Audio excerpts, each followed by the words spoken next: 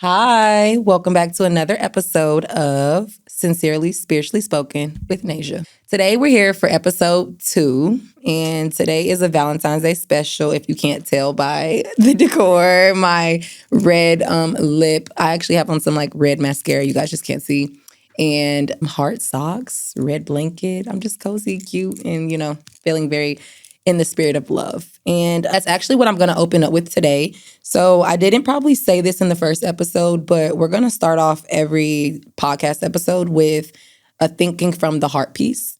And that might just be something that is not necessarily the topic I want to talk about for the episode, but it's just on my spirit, or I just need to say it, or a lesson that may have came this week or something like that.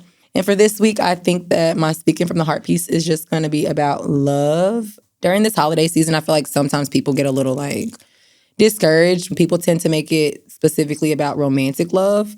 But I personally, since I was a little girl, have always just admired just love in general. It's easy to become negative when you're focused on dating.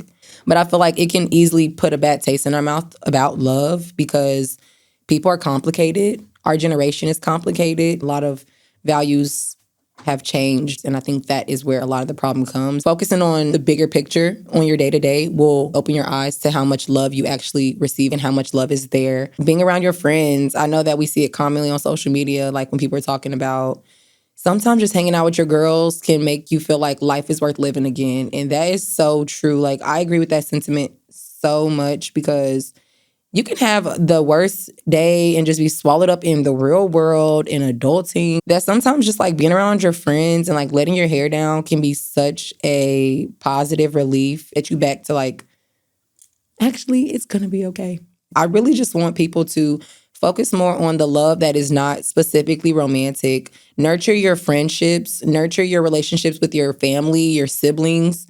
Try making more platonic connections. Love is a lot more smooth when you focus on the platonic energy of it, and just try appreciating people without that attachment piece and just appreciating people. I feel like it makes love much more of a beautiful experience when it's detached and when it's healthy and when it's platonic. So I'll say that's what I'm focused on as well. Today I do have my notes, guys. I have my phone right here. So if you see me looking down, that's what I'm looking at. But it's because I wanted to structure my wording a lot better. I realized after the first episode, I'm getting better with trying to express my thoughts in a presentation form. My thoughts literally flow all day. I have something to say all day.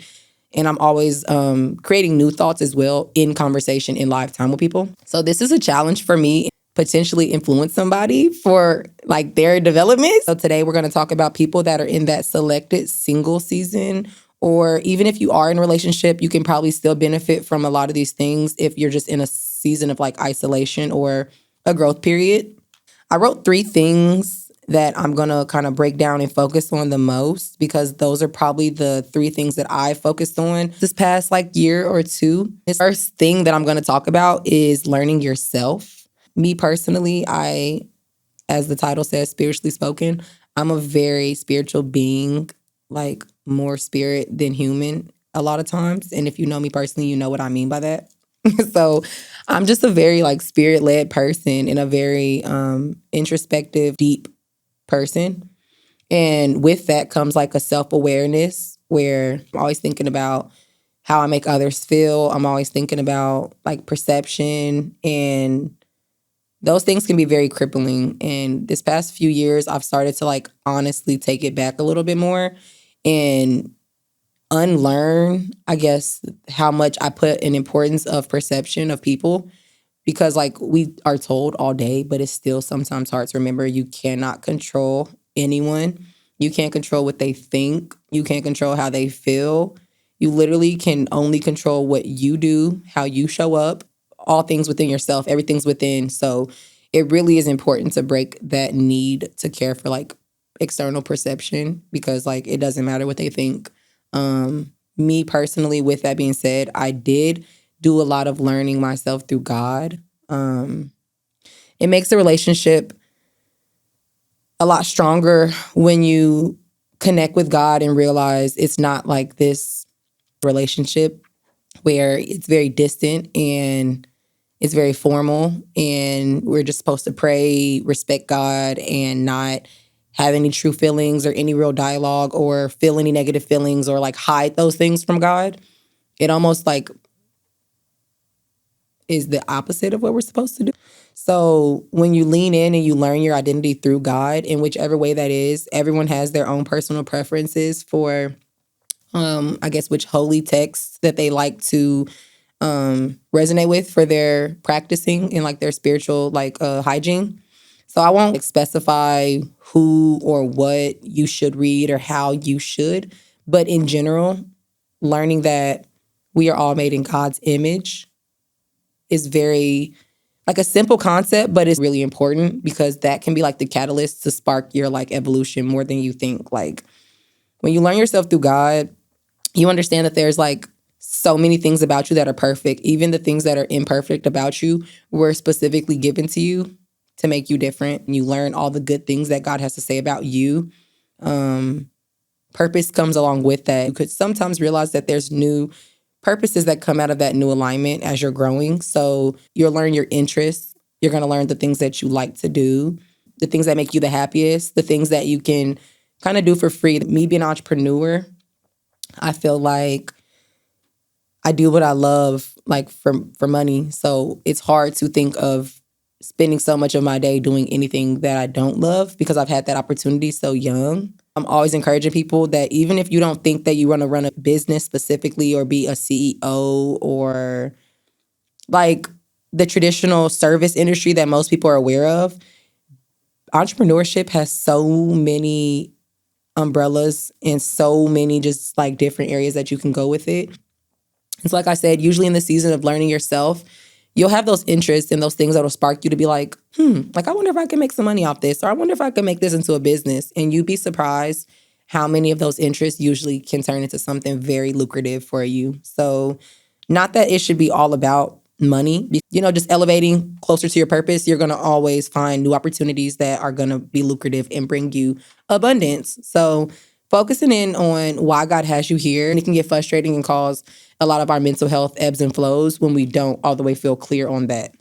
It's also important to use your time when you're alone, focus on being to yourself, but not being alone. You want to spend very good quality time with yourself because too much alone time can be a negative thing. If you're just sitting in the house all weekend, like rotting on the couch, not because you're resting and like really recharging, but you're just ruminating over that breakup, or you're sad and you're scrolling on Instagram all day and you're just not like you're not even present with what's going on. It's very bad alone time. So it's not always a good thing to be alone if you're not doing things with that.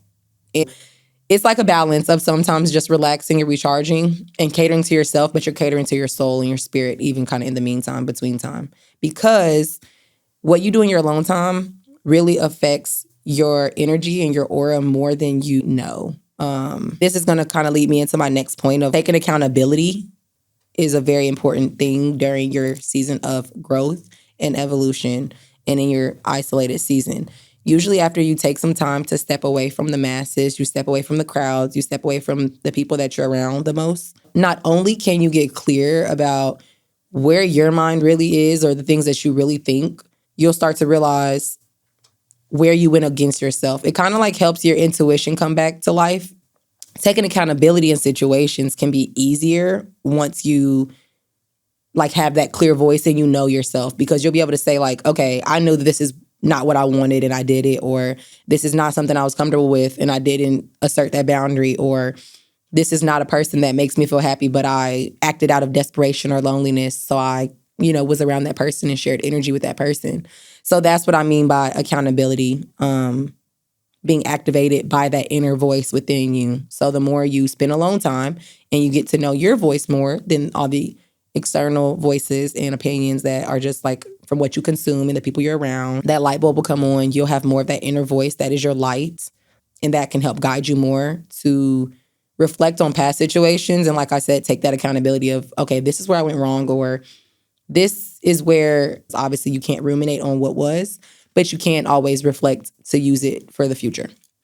And so with accountability, you also have to just be real. Like, be real with yourself about where you are, your capacity, your focus, your intentions to yourself. Like, being honest is very important. It's very easy to get caught up on your day-to-day life while you're going to work and you're doing things. It's very easy to not be showing up every day intentionally.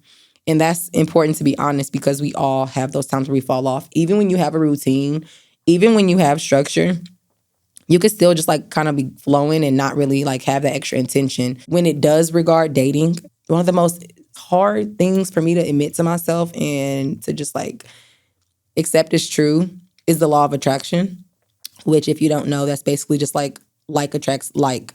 And back to what I said about frequencies and your energies and what you do in your free time.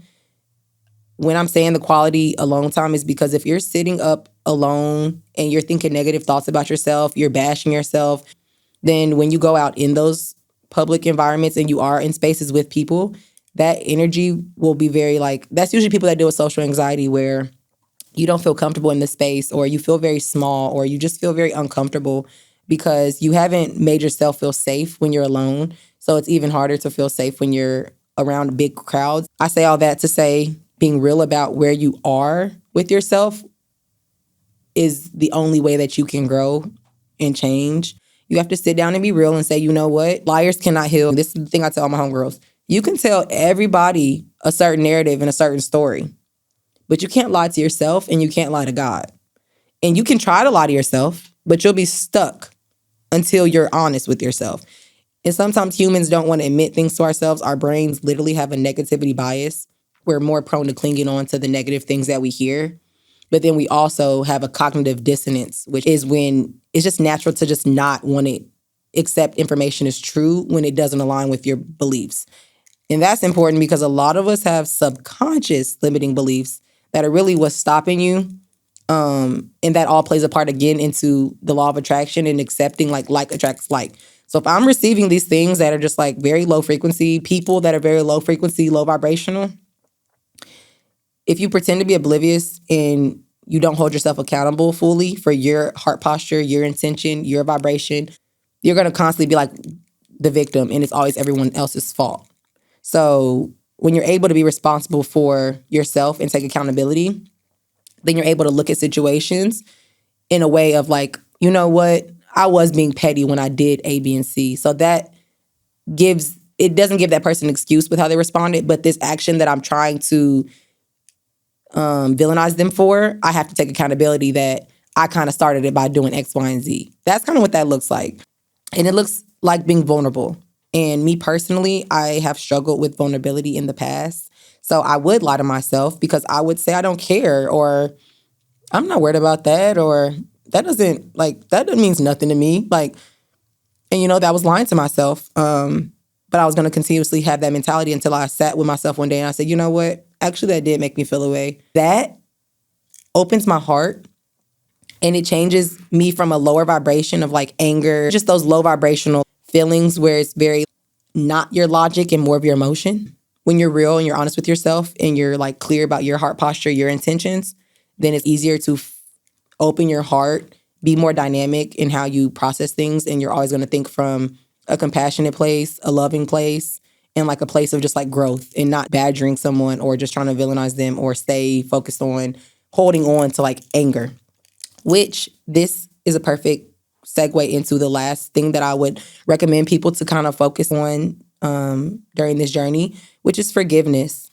So once you kind of are in the space of learning yourself, getting to know you, unlearning the things you thought you knew about yourself that no longer sit with you, the things that are of importance and of value to you, as well as you're in that space of taking accountability, you're reflecting on old situations. The more you're taking that accountability as well as learning yourself, then that'll lead you into this area of forgiveness. That is a factor of what's going to have you come out of your isolation stage with an open heart versus coming out of your isolation phase very closed off and angry and even more fragile than you kind of went into it, which goes back to your alone time and the quality of how you're spending your time and making sure that you're not having negative thoughts, you're not being mean to yourself, your own enemy. You're spending that alone time, you're growing, you're focusing on things that are benefiting you, your growth, but you're also, like I said, being real, and you're not sugarcoating it. You're not trying to make everything okay or make your actions okay, or, oh, I used to be like this, so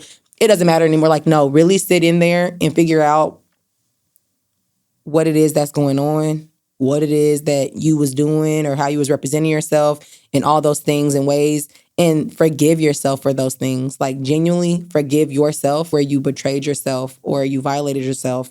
I think that that's been my biggest thing recently is I've been very apologetic and very appreciative of my younger self, like I was explaining in the last episode, just like being in the wind and not knowing what you had figured out and being in survival mode and just going hard and not always making long-term decisions or making the best decisions for your life trajectory. Once you're in a space of just being real with yourself, being honest with yourself, constantly forgiving yourself and growing, it just is like a very helpful tool when it comes to like releasing the weight and the baggage. And that this is important because you cannot usually change your perceptions or shift your perspective when you have like that extra wounded view of things. A hurt person, like they say, hurt people, but hurt people also see things very negatively. Forgiving yourself, forgiving the other people around you, giving people space to grow. Usually when you're on your journey of growing, it makes that pretty simple to give other people grace. It's not saying that you have to allow people back in your life. You don't have to lie to yourself. You can be honest still, but just releasing it and forgiving it is giving that grace, which comes when you're doing that to yourself. You usually cannot forgive others if you don't forgive yourself. And that's what I had to realize. I used to have a problem with forgiveness and reconciliation and second chances. And that was because I did not forgive myself ever. And I was very hard on myself. And I dealt with perfectionism within myself. Forgive yourself, forgive others, but still take note of all your experiences. We're just going to make that very clear. We're not saying that we're not regarding our previous experiences to make us smarter in the future. Make sure that that's noted. I think that I'm at a good closing point. We talked about a lot of things, and I hope that you guys have a lot of things to reflect on. Pray that you guys, using these seasons of isolation, growth, selective singleness, whatever you're doing right now, using that season for good, because I don't want you to get stuck in this aloneness because you're not doing the proper work that makes you feel safe in the world, where you can re-enter it at some point with a higher frequency to attract better people. I'll say that it's easy to go into your shell, but I really want you guys to lean into this alone season and use these tools that I'm giving for the good. I pray that you guys received a very nice message here. I pray that everything feels calmer this time because I feel like I'm calmer this time, and I'm looking forward to future episodes. I will be seeing you guys next week. Make sure you follow my social media platforms, and I pray that you have a blessed week. Good night.